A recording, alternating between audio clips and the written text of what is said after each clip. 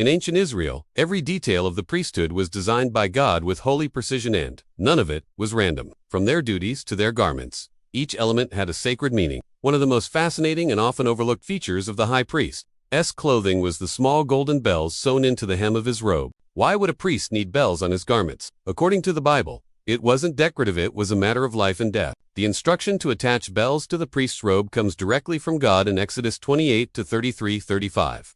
It says, "Make pomegranates of blue, purple, and scarlet yarn around the hem of the robe, with gold bells between them. Aaron must wear it when he ministers. The sound of the bells will be heard when he enters the holy place before the Lord and when he comes out, so that he will not die."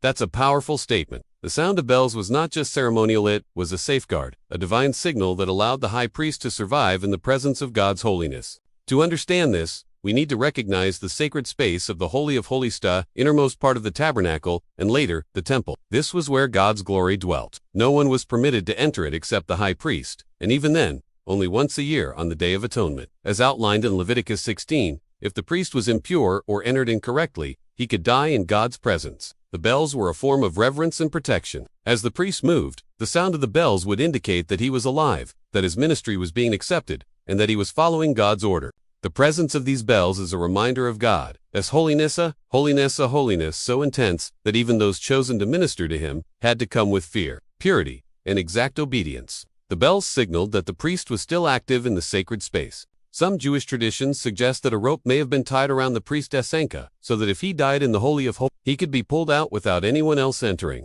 Though the Bible doesn't mention the rope explicitly, the bells serve a similar purpose, letting the people know that the priest was still alive and his service was accepted. But these bells also served another function. They were a reminder to the priest himself that he was not walking into a casual place. Every step he took echoed with responsibility. Every sound of the bell reminded him and the people outside that he was approaching the presence of the living God.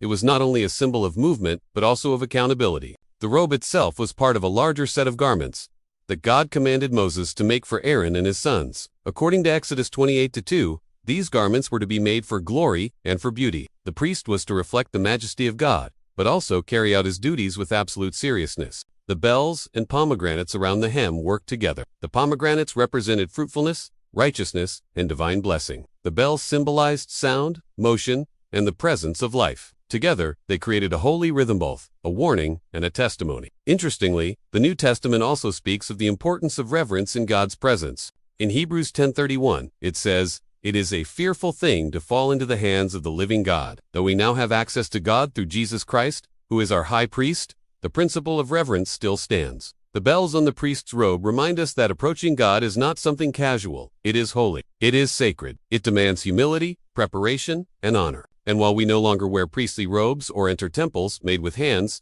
our lives are now the temple of the Holy Spirit. As it says in 1 Corinthians 6:9, "Do you not know that your bodies are temples of the Holy Spirit, who is in you, whom you have received from God?" That means that the same reverence that was required of Aaron when entering God's presence is still expected of us today in how we live, speak, and worship. Some scholars also see the bells as a symbol of transparency and accountability. The priest could not hide his movements in the holy place. The bells announced where he was and what he was doing. This speaks to the idea that in God's presence, nothing is hidden. Everything is exposed. The bells didn't protect him because of the sound itself, but because they reflected obedience to God's precise command. In modern Christianity, we might not sew bells on our clothing, but the principle remains. God takes worship seriously. His presence is holy. His word is clear, and he desires that we come before him with reverence, not ritual. The story of the bells on the priest's robe isn't just about ancient garments, it's about God's unchanging holiness and the care with which he wants us to approach him. So next time you read about the high priest or imagine the sounds of the bells ringing as he entered the holy place, let it stir in you a deeper awe for the presence of God. Let it remind you that we serve a holy king, not a distant one. And through Jesus, our perfect high priest, we can now enter boldly, not because of bells, but because of grace, yet still with reverence and fear.